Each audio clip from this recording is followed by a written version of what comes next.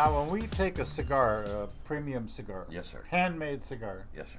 it's got various components. Why don't you show us how one of these things is made by taking it apart? Well, the cigar is composed of three elements: the wrapper, which is the outer leaf that we look at, and inside there's a combination of a binder leaf that holds together the filler leaves. And the two of them combined make what we call the bunch. The bunch is then pressed to take away irregularities to make a cylinder that's smooth, so when we put the wrapper on, there are no irregularities shown on the cigar. So Let's take it apart. we take the wrapper and we just simply take the wrapper. All right, so this is the wrapper leaf that goes into the cigar, and you can see from the width of the cigar wrapper leaf that it has a good overlap. A good overlap is important because it will hold the cigar together and will not allow the wrapper to explode. If the overlap is very thin, when the heat reaches the thinness of that overlap, the cigar may explode on you.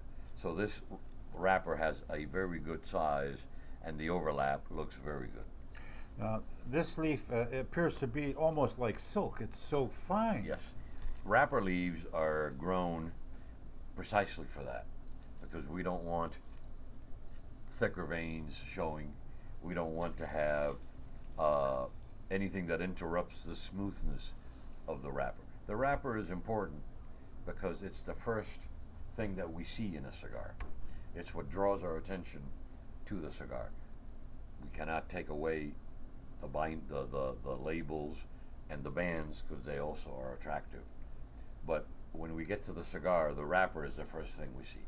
A shiny wrapper, an even wrapper, a nice colored wrapper immediately draws attention and makes you want to pick that cigar up. Correct. So wrapper leaf has to be very carefully taken care of in the fields, in fermentation, and in packing, and also in the factory, because we cannot have holes, we cannot have breakages, we cannot have wrapper that is not well rolled in a cigar, because if it isn't stretched, it will wrinkle.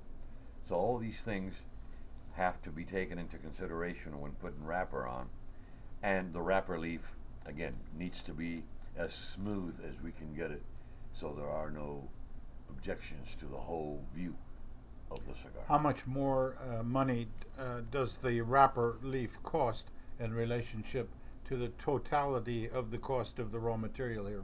Well, binders and fillers usually are in the neighborhood of $6 to $7 a pound. Wrappers, top of the line wrappers, usually do not even begin below $20 a pound. So at least 3 times for the starting point of wrappers in the market.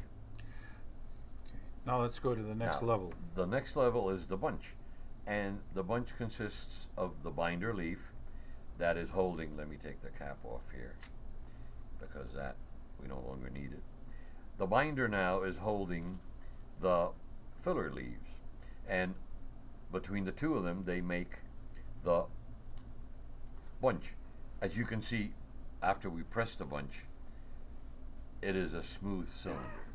It doesn't have irregularity, so when you put the wrapper on, it looks silky, smooth, attractive. So this is also very important. The pressing is also very important.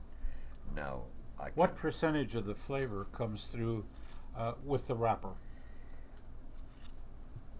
Charles, there are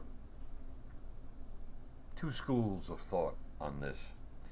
One is that if you make one of the elements of the cigar the lead, whether it be the wrapper or the binder or the fillers, you get the benefit of all the greatness of that particular tobacco, and the cigar will be led by that particular element, be it the wrapper, be it the binder, be it the filler.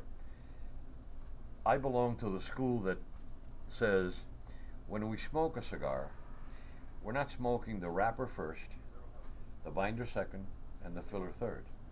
We're smoking all 3 in unison, and all 3 are burning together, coming at your palate.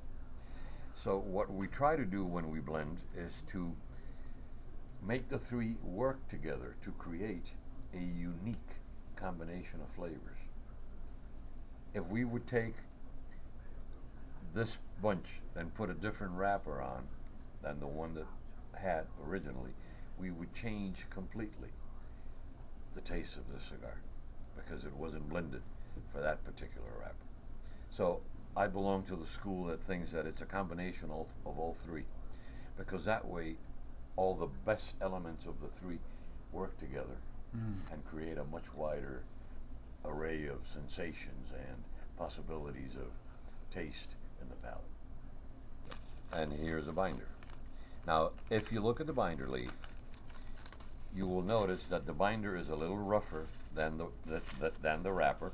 It's not as silky as the wrapper is. The vein structure is a little more pronounced in the binder. And that we don't really care because that goes in the inside of the cigar, and once we press, we take away that.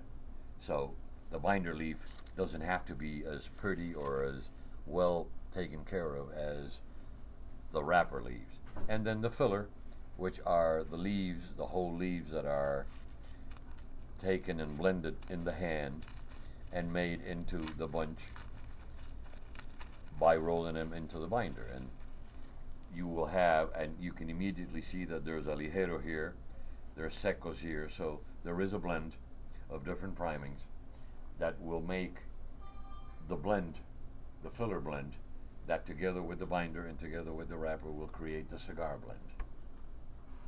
So basically this is what a handmade cigar should and does look like. Excellent. So the major difference between a handmade long filler cigar is that all leaves are long leaf. Yes, sir. Okay. How many leaves would go into the filler typically? On a 50 ring gauge, for example, 4 or 5 leaves will go in, depending again if they're more of the higher primings or the lower primings. Lower primings are thinner, so you may have more than 4, 4.5, 5. If there are more of the higher leaves, you may have 4, 3.5, 4.5. So again, depending on how many primings you're blending, the number of leaves will vary in the ring gauge you're making.